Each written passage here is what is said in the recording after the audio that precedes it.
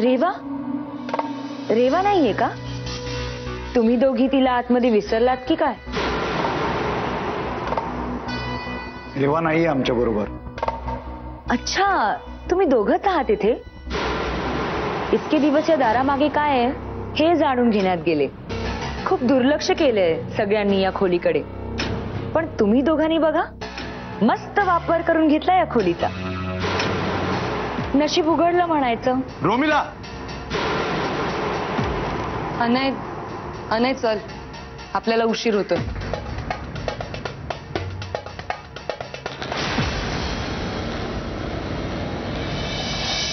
अनय रेवाच्या सुखी संसाराला ग्रहण लागायला सुरुवात झालीये. गुपित नेहमी बंद दारामागेच असतात आणि शिस्तातही.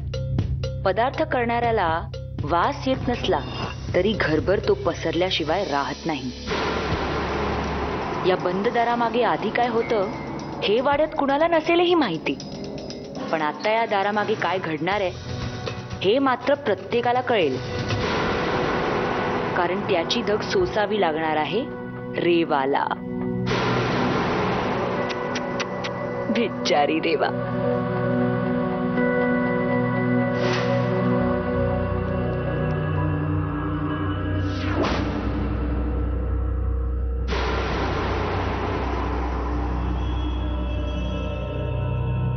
रेवाला जरी फार फरक पडत नसला तरी अनय आणि अवनी या रूम मध्ये एक्झॅक्टली करत काय होते, या दोघांमध्ये काय शिस्त आहे हे मला शोधलंच पाहिजे. पण कसं? या रूम मध्ये तर काही दिसत नाहीये. कुठली तरी हिंट मिळायला पाहिजे.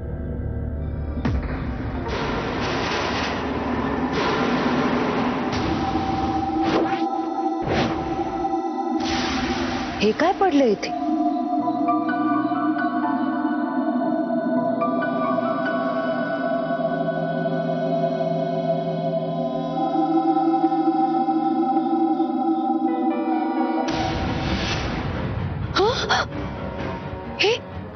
हे काय होत आहे? ते लाईट का बंद झाली?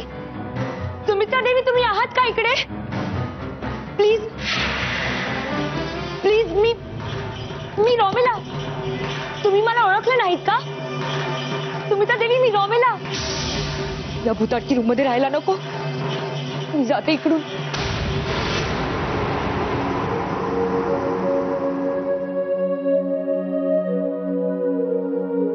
अनय, कुठे होतास तू? किती रात्र झालीये? उद्या जायचं नाहीये का ऑफिसला? उद्याच्या कामाची काळजी आज कशाला? आज इतकी सुंदर रात्र आहे. गुलाबी थंडी पडली आहे आणि अनायसे दिवे पण गेले. अशा वातावरणात कुणाला काम सुचणार आहे का? आणि उद्याच्या ऑफिसच्या कामाचा शीण घालवण्यासाठी आपण आज रात्री. अनय, कुठल्याही वातावरणाला रोमॅन्टिक बनवू शकतोस ना तू. भलत्या वेळेला भलतंच कसं सुचतं तुला? असं सगळं सुचायला काय वेळ लागत नाही काही. जर समोर देखणी, प्रेम करणारी, आवडती बायको असेल तर आपोआप सुचू शकत. चुप रे. अनय, रेवा थांब. रेवा थांब. अनय सोड ना. नाही सोड. टिफिन केली असताना सोड. अरे किती उशीर झाला.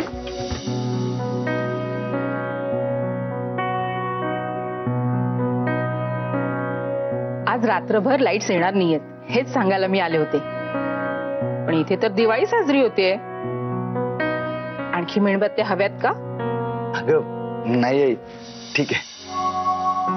Good night. यावेळेस दरवाजा लावायला विसरू नका.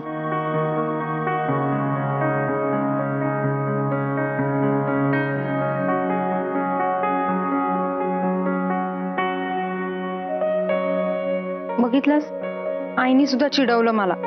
आणि तुला ना काही कळतच नाही.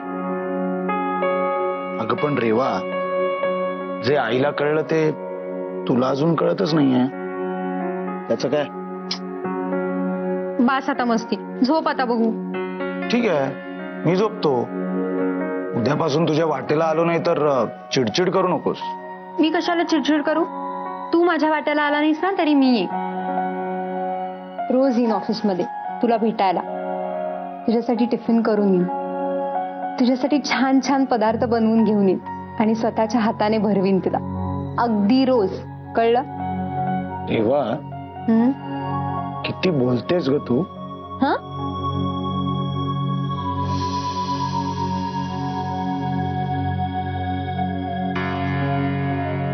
अजूनही वाटते मला की अजूनही चांद रात आहे.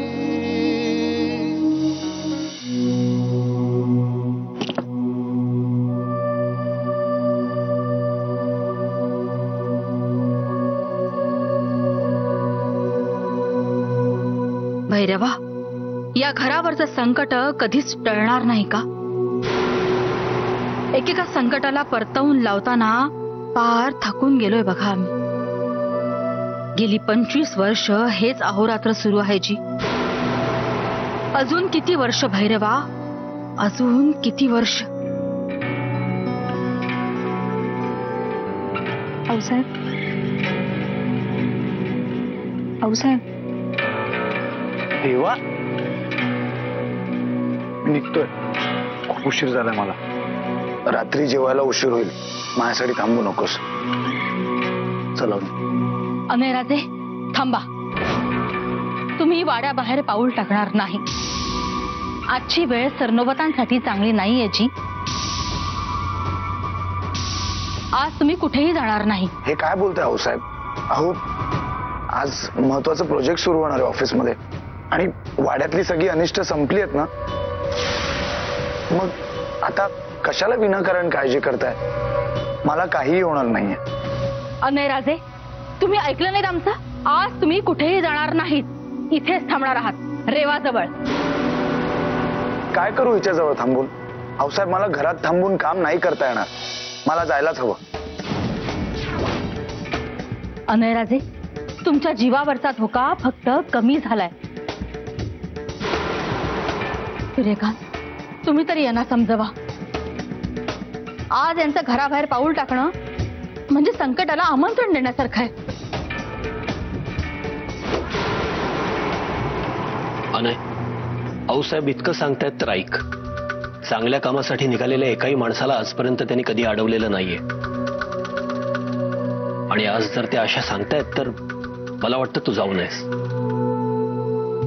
अनय, आज तुमच्यासाठी नाही तर रेवासाठी वेळ चांगली नाहीये.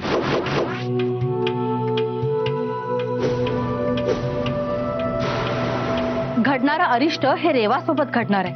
म्हणूनच आम्हाला असं वाटतं की तुम्ही रेवाजवळ थांबावं. त्यांना तुमच्या आधाराची गरज आहे. हे काय चाललंय आऊसाहेब? कालपर्यंत माझ्या जीवाला धोका होता, आता रेवाच्या जीवाला धोका आहे. उद्या अजून कोणाच्या तरी जीवावर बेतेल. असं करत मी घरातच बसून राहायचंय का? स्वतःला घरात कोंडून घ्यायचंय का? मी माझी कामं कशी करणार? मला पण माझ्या भविष्याचा विचार करावा लागेल. आऊसाहेब, मला आज जायलाच हवं तर मी लवकर यायचा प्रयत्न करतो, पण मला अडवू नका प्लीज. आऊसाहेब, जाऊ द्या त्याला. मला काही होणार नाही. म्हणजे तुला असं म्हणायचंय की मला तुझी काळजी नाहीये? काय दाखवून द्यायचंय तुला रेवा? मला काही दाखवायचं नाहीये. नाही, उगाच त्रागा करून घेऊ नकोस. चांगल्या कामासाठी चाललायस, शांत होऊन जा. तेव्हा तू जाणतेस की मी तुझी किती काळजी करतो, पण आज मला जायलाच हवं. हे बघ, खूप मीटिंग्स आणि खूप कामं लाईन अप आहेत. प्लीज मला थांबायला सांगू नका. मला जाऊ द्या. अनय, मी खरंच रागाने बोलत नाहीये. तू जा. चलवणी.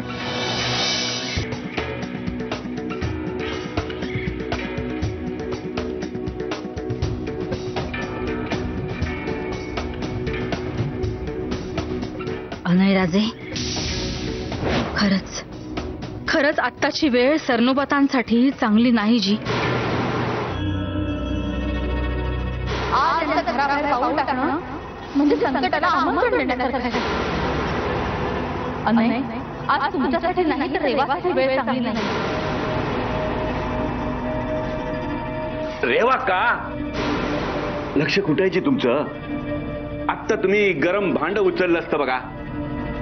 कसला एवढा विचार करताय?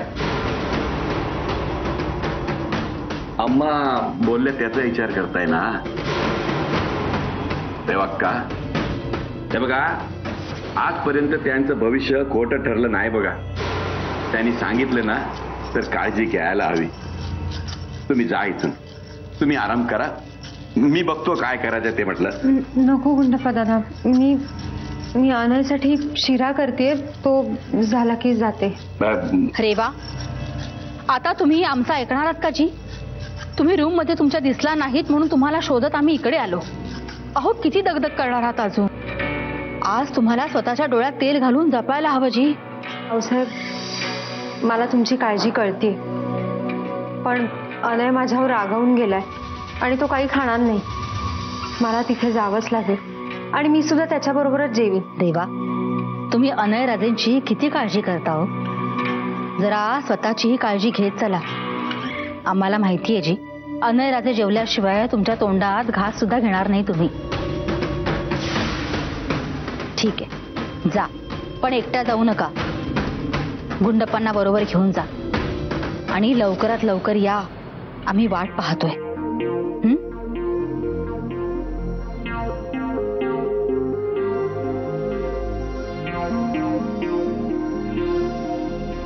अरे वा, मस्त सुगंध येतोय शिऱ्याचा. आज काही स्पेशल? आणायसाठी नेते मी आणि गुंडप्पा दादा पटकन जाऊन येतो. पण गुंडप्पा दादा, तुम्हाला तर मेघदत्तने बोलवलंय आता ताबडतोब. त्याला काहीतरी महत्वाचं काम आहे.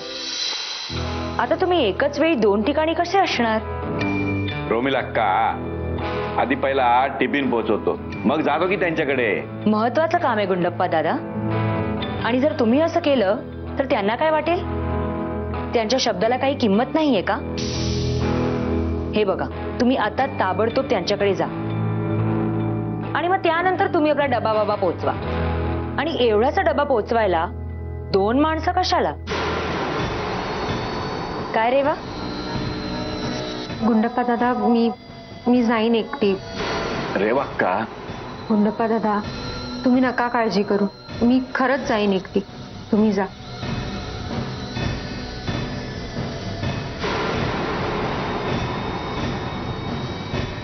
बिंडोक आहे हा माणूस. इतकी वर्ष या वाड्यात काम करतोय म्हणून स्वतःला मालकच समजायला लागलाय. पण रेवा, मला एक कळत नाहीये, तू आणण्यासाठी टिफिन का घेऊन जातेस? नाही म्हणजे आतापर्यंत त्याचं जेवणही झालं असेल त्या अवनी बरोबर. छान जमतं त्यांचं, मी बघितलंय. तुला आता आणायची काळजी करायची काही गरज नाहीये रेवा. अवनी आहे ना. मस्त आहे. कंटिन्यू. छान जमतं त्यांचं, तुला आता आणायची काळजी करायची काही गरज नाहीये रेवा. अवनी आहे ना. Good morning Tukaram.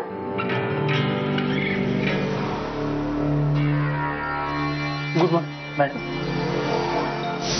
अग्नी, ऑफिसमधलं वातावरण असं काय? बरं, मी टिफिन घेऊन आले आणि आणण्यासाठी शिरा सुद्धा आणलाय. तुला सुद्धा भूक लागली असेल ना, तर जेवून घेऊ. रेवा, जरा ऐक माझं, जरा थांब. आज जाऊ नकोस, आज जरा महत्वाचं काम सुरू आहे. तुमचं काम नेहमीच महत्वाचं असतं अग्नी, म्हणून काय जेवणार नाही आहात का? चल लवकर. पण चल. हो ना तुम्ही? मी रेवा सरनोबत, आणायची मिसेस. Please excuse me. हो बरोबर बोलताय तुम्ही, पण तुमच्या सगळ्या रिक्वायरमेंट प्रमाणे मिस्टर देसाई आम्ही तुम्हाला सगळे पेपर्स पूर्तता केलेले आहेत. हे पहा सरनोबत, मी जे विचारतोय त्याची खरी खरी उत्तरं द्या. कुठलीही गोष्ट मुळापासून खणून काढणं आमच्यासाठी अजिबात अवघड नाही, हे तुम्हालाही माहिती आहे. उलट तुम्ही जर सहकार्य केलं तर यात तुमचाच फायदा आहे. पण आम्ही तुम्हाला जी काही इन्फॉर्मेशन दिली आहे ती सगळी खरीच आहे. तुम्ही चेक करा ना, कुठच्याही फाईल मध्ये गफलत मिळणार नाही तुम्हाला. नाही, बाहेर मस्त पहारा लावून ठेवलायचा, कोणी तुला डिस्टर्ब करू नये म्हणून. तेव्हा तू इथे काय करतेस? अरे काय करते म्हणजे टिफिन घेऊन आली तुझ्यासाठी. जेवायची वेळ झाली आहे ना. एक्सक्यूज मी, तुम्ही थोडा वेळ बाहेर बसता का प्लीज. नाही म्हणजे एकदा तुमचे सर व्यवस्थित जेवले ना की त्यांना कामही छान सुचतं. So please. तेव्हा काय चाललंय तुझं. अनय, मला माहितीये तुझं काम खूप महत्वाचं आहे. तुला अजिबात वेळ नाहीये जेवायला. पण थोडं तरी खायला पाहिजे ना. सकाळी सुद्धा काहीच खाल्लं नाहीस तू. असाच चिडून निघून गेलास. आणि तुला आवडतो ना म्हणून मी बदाम पिस्ते घालून शिरा केलाय तुझ्यासाठी. तेव्हा काय चालवलंयस हे सगळं. हे कुठल्या टेन्शन मध्ये आणि तुला खाणं पिणं सुचतंय. नाही मला माहितीये तुला टेन्शन आहे पण तेव्हा आपल्या ऑफिसमध्ये इन्कम टॅक्सची रेड पडली आहे.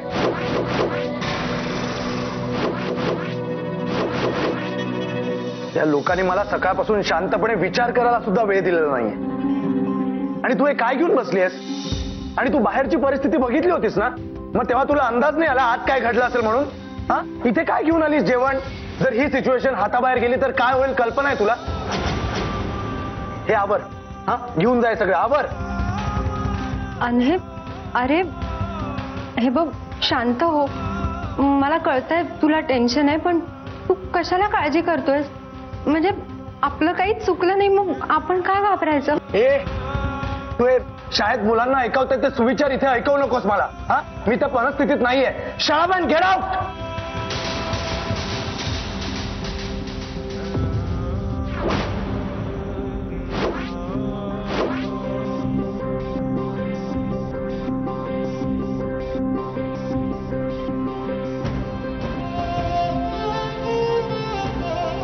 इथे काय घेऊन आली जेवण. जर ही सिच्युएशन हाताबाहेर गेली तर काय होईल कल्पना आहे तुला. तू शाळेत मुलांना ऐकवते ते विचार इथे ऐकवू नकोस मला. हा मी त्या परिस्थितीत नाहीये. शाळा बंद. Get out. जा ना आता.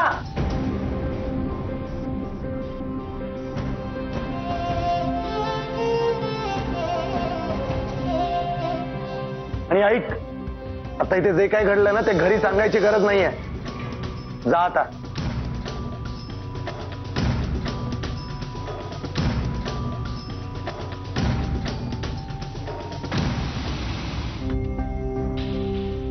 रेवा,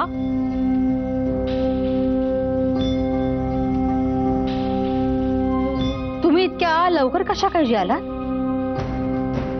अनय जेवले नाहीत का. रेवा, रेवा आमच्याकडे बघा बघू.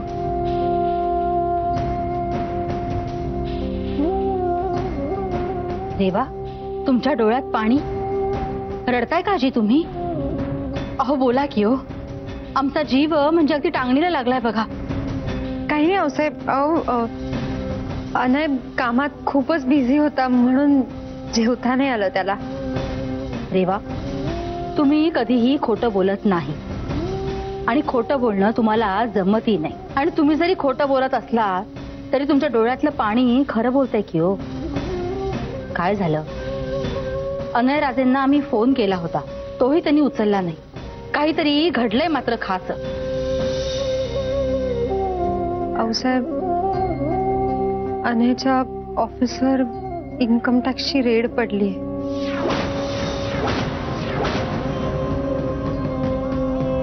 काय. अहो मग कोणी बोललं कसं नाही जी आम्हाला. एका फोनवर आम्ही हे प्रकरण मिटवलं असतं जी. नाही साहेब तुम्ही काळजी नका करू. अनय आहे ना तिथे. तो सगळं सांभाळेल. सगळं ठीक होईल पण ते आपल्या मनासारखं नाही जी. त्या अनिष्ट सावलीच्या मनासारखं. आता जे काही घडेल ते ह्या सरनोबतांच्या घरावर काळ्या सावलीसारखं फिरत राहील जी. भैरवा रक्षण कर. वाचव भैरवा वाचव.